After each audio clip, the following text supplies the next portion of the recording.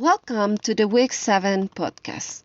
Today we're going to be focusing on possessive pronouns and how to use them in English conversation. Let's start with which one, which ones.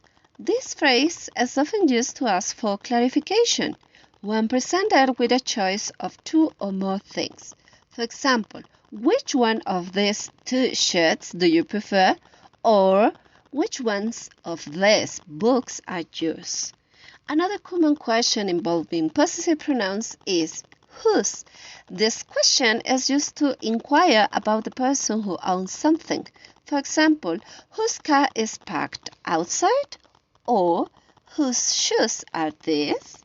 Now, let's move on to the possessive pronouns, one and ones. These are used to replace a noun that is previously mentioned. For example, I like these two shirts. I think the blue one is nicer. Or, which books are yours? The ones on the top shelf are mine. Remember, when using one or ones as a possessive pronoun, it's important to place them after the noun. For example, I want to buy a new phone, but I haven't decided on which one yet. That's all for our podcast today. We hope you found this course helpful and we'll be back soon with more tips and insights into the English language. Ciao!